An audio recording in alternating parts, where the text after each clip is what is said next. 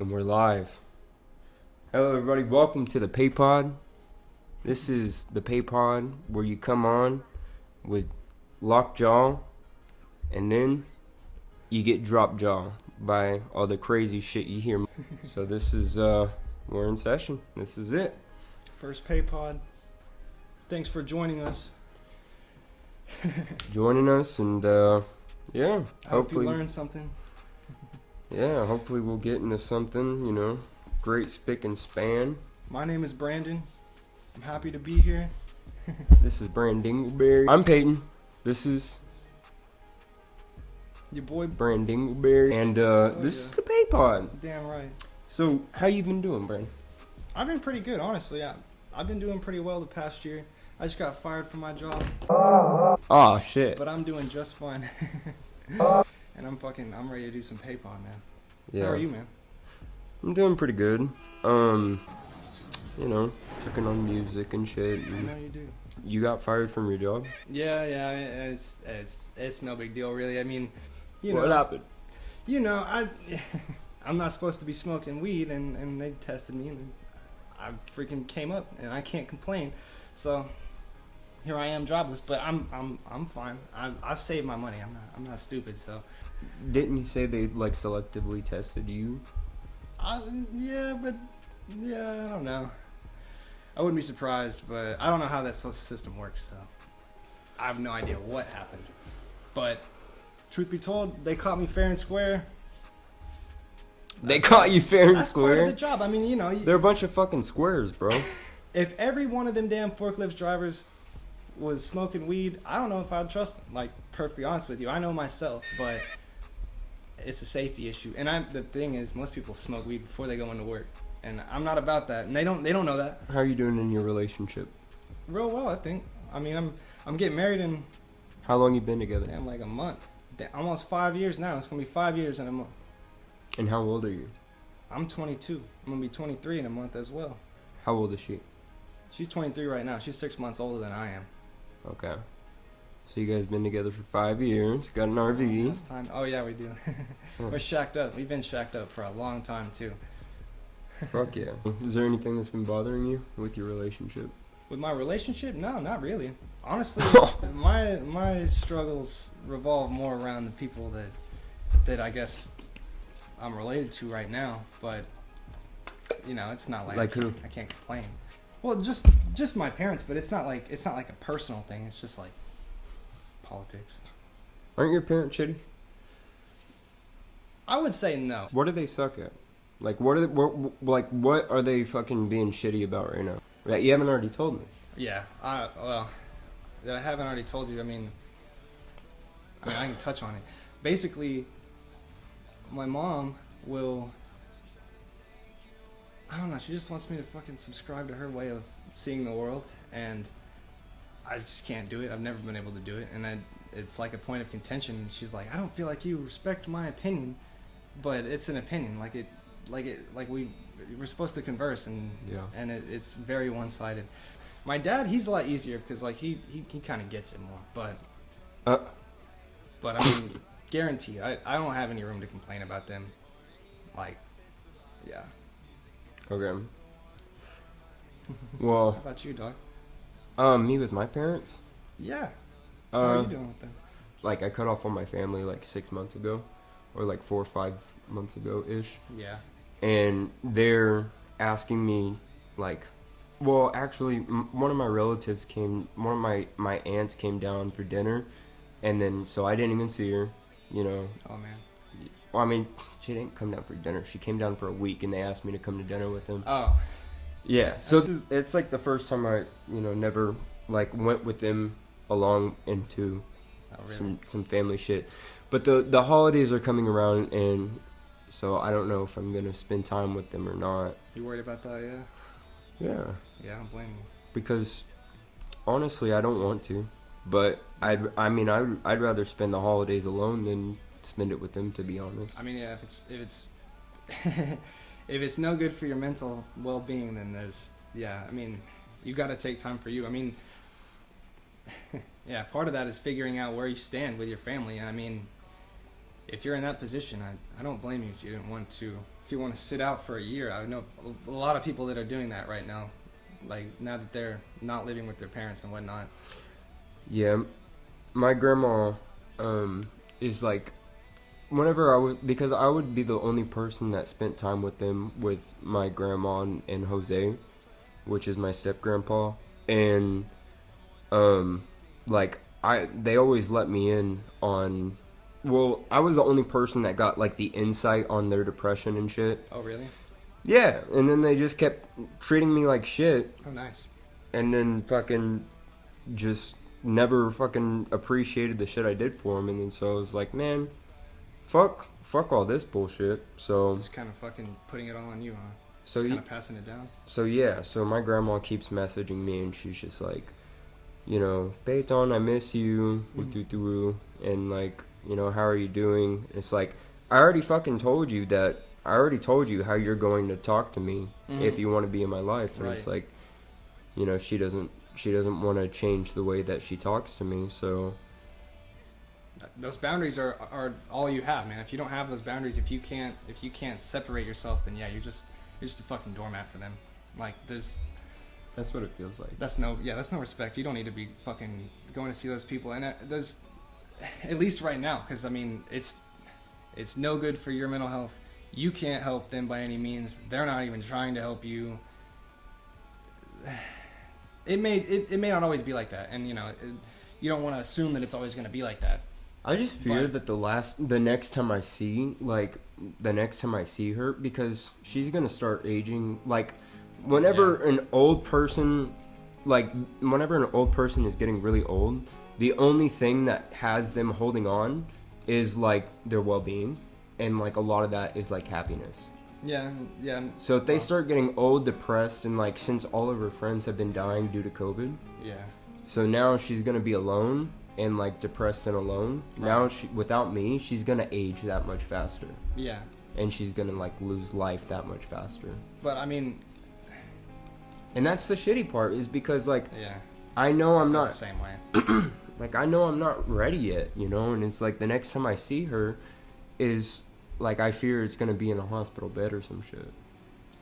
I feel similarly about my mom. Yeah, it's just like, yeah, you can't hurt yourself, but at the same time, you don't want to be gone too long, because from our standpoint, you don't know how long it's going to be. You don't know if it's going to be. So I mean, it's I know that. I mean, I've distanced myself from my mom, but I still can't take that final leap away, because I'm afraid. I mean, women in her family don't live past 55 most of the time. Like, a lot of them... They die due to what? Heart disease. Hypertension has... Yeah, I mean, the hypertension's part of it. But, I mean, yeah. She's got diabetes, too. And I worry about her. And the other day, she's, like, going off about Israel and shit. And I'm like, man, you're going to give yourself a fucking heart attack over this. And it's not exactly the same, but it's a similar thing where you just don't want to fucking... You don't want to turn your back, because... You don't want that to be the next time you see him. Yeah. The last note you guys leave on. But it would also be a shame to die not having said the things that you want to say. Yeah. Because for all you know, a better relationship is waiting around the corner. But yeah, I mean, I'm still talking out of my ass because I can't say everything I want to say. I mean, it's. What do you want to say? I mean, I guess. Like, to her? Well, I guess I have said it. I just don't know how to re-say it. Like, and be like meaningful in the moment whenever you do say it. Yeah, I mean, I try to be meaningful, but it's because whenever you do say it, it comes out like, and it doesn't come out like emotionally. It comes out rehearsed. Exactly, it comes out either rehearsed or it comes out like aggressive, and I'm like, it's not that I want to hurt her feelings. It's just that I care so fucking much, and it's really hard not to let it get to you. And if you don't let it get to you, then you look like you don't care at all. So. It's a balance. Yeah, I don't know. It's a balance of composure. Well, I mean, if you don't let it get to you, then the message that you're trying to get across doesn't get across. Yeah. I think but if you care too much, then it's like the message that you want to get across doesn't get across. Yeah, you look crazy, and then it's like, well, no one's going to listen to it. Yeah. Yeah. You said your relationship's going well? Yeah, I think so. Very fucking far from where we started. Yeah, both of us were in the middle of our mental issues when we met each other, and it's been 5 years since then. And I think it was the right move sticking with her because we've grown together, and that's So you guys... amazing to me. When I worked at Hobby Lobby, and you're working in a warehouse with Man, I got some titties right now. there's a bunch of young chicks around, and it's hard to not look at something when you're surrounded by cardboard boxes and dust, and it's like, well, there's nothing to look at. The fucking dust in the corner, bro. I'm for real, bro. Bro, your dick, I mean, you're there for 8 hours, goddamn 40 fucking plus hours a week, and you have to look at dust, and there's these women around? Yes, and it's dreary, and it's gray, and it's brown, and it's fucking it's lame. So it's impossible not to look at other women, and men are designed to, like, our sexual stimuli is visual. Like, we get visual attraction. Like, that's our thing. So, you know, you see somebody in front of you, you can't help but look. Like, I don't give a shit who you are. You're gonna look. Yeah. So to that degree, yeah, I've looked, but I haven't done any more than that. Because I've always felt like either I could get what I needed from my relationship, or I could get it to that point. Right. How do you feel? Have you had any ideas like that, do you think? And if so, do you know how to value your relationship? Like, or not how to value it, but how to, like, weigh the value of it? What do you mean? Like, do you know, like, what does your relationship mean to you? Like, basically, like, what do you look forward to most about being with her? Being loved and... Being, like, understood, or? Not understood, but just, like, nurtured. Oh, yeah, okay. Really nurturing like that, and, you know, like, I can cuddle into her like this and this is how we cuddle most of the time. Like, I'll be laying onto her. Oh, yeah. You gotta cuddle. Yeah. Damn. Do you feel like she does a lot of the things that you miss about your mom? Yeah. Yeah. How do you think she feels? How does she feel? Like some fucking pricks. I'm just as a question, I mean. Yeah. Rhetorical, basically. I think she appreciates the most about me is the fact that she can be loved by me. Mm. Like, throughout the week, she doesn't want to spend, like, it... She has to force herself to want to spend time with me. You think so? Yes. And she has to force herself to, like...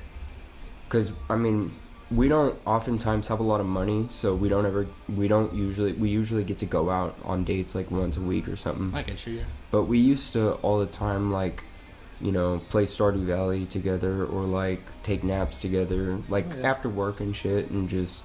And, you know, just spend time cuddling and everything. But it's like, now, it's like, there's not a lot to talk about. Oh, yeah. I mean, I wouldn't worry too much about that. Every relationship has periods of silence. But... Yeah, I think that's what it is a period of silence. But, yeah. So what do you think about the new generation? Oh, yeah? Like, as in, what... Have you ever been on YouTube? Oh, of course, yeah. And what is your YouTube feed filled with? Right now, it's filled with a lot of, like, scientist shit. Like, yeah, I mean, I've been getting into that past year, but I'm worried. And part of the reason why I'm worried is because I don't see anybody getting together. I don't see relationships being formed. And I don't see long-term connections being made. Yeah. And part of the reason is because fucking social media has it's kind of rendered people to this basic ass level of connectivity that they consider actual human connection, which is not at all. It's not. There's social media is just used for us to fucking compare each other, and that's the truth. Yeah. Yeah. Every little nuance that goes into body language gets lost, And that is so much of human communication and so much of what makes people connect. And on top of that, the fucking OnlyFans, the hip hop, man, it's all compensation for what people feel like they're missing. Like, and people feel like they're missing it because they probably didn't have very good role models. Do you ever pay attention to it? To the narcissism? Well, I mean,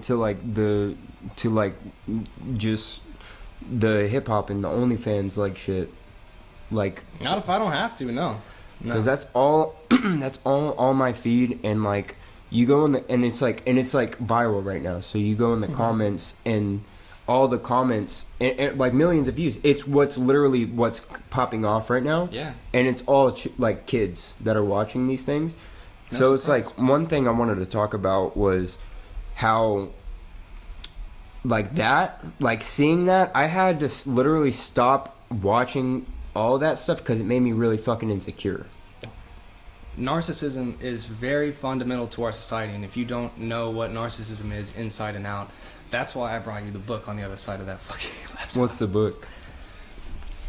Are you This like book Ben right Shapiro bringing me the Constitution, bro? This right here. Borderline narcissistic and schizoid adaptations. This is what taught me about fucking personality disorders, and this is what narrowed down my problem. This lady does a really good job because, well, she reframes it instead of saying it's a disorder, because it's an adaptation. It's a compensation. It's not just, people fucking wanting to indulge in themselves for the sake of their own whatever. I don't know. But nobody wants to be that way. Nobody wants to fucking only have to focus on themselves and have to always being on guard about their egos and shit. Nobody wants to do that. But that's the only people's options right now, because everyone feels bad about themselves. Everything's designed to make you feel bad about yourself, so you have to come up with some bullshit structure, some concept to bolster yourself. Really, that's what narcissism is. Yeah. And it has a really bad context right now too. It's a buzzword. Well, that He always thinks he's Right. right, but he's not. He's like chill about it. right. That's because they try to convince themselves that they're always right, but Yeah. deep down they know they're not. Like, deep down they know that they built this system themselves to make themselves feel better. Deep down they know it's all horse shit. But yeah, it stems from no real ego. Like, your ego has to be something that you can get behind. Like, it has to be something that you feel good about. If your ego is defined by things that you don't feel good about, like fucking bitches, making money, and you don't really care about any of that shit, you're just gonna feel horrible because you're comparing yourself to things that you don't want. Yeah. Like, you gotta know what you want in order to have an ego. And nobody figures that out first. They just are like, oh, all my friends are doing this, I must have to do that. Like, come Yeah. on. Yeah. That's a really important point, is the fact that ego is important. You cannot survive without it and actually control your life to any fucking degree. But the other way isn't good either. It's actually far more painful. Yeah. I think I have just the biggest ego ever. And I think that's where a lot of my social anxieties come from. I think you're trying to convince yourself of that. No. I know I have a huge ego because one thing that I heard about people with social anxiety, which has been helping me change, is that the reason that they are so socially anxious is because they're holding back from being themselves due to how the other people will view what they're going to do. So if I had an outburst like I normally do, I might in front of other people hold that back because I don't want them to think of me in a certain way. So, and then with a snowballed social anxiety disorder, now that's 95% of your personality is now artificial. Yeah. And you can't ever really be yourself, and it's And I hope that next time I have something more personal to bring up, but I just... Well, you're a science maniac, bro. Well, the thing is, I've spent so much time dedicating myself to figuring this shit out. I should have come somewhere by now, and I haven't. We should do therapy sessions. Yeah, that's you- what I do. We could do it for each other. I love that shit. Yeah. Thank you everybody for watching. Mm-hmm. Have a shit dinner. I'm just kidding.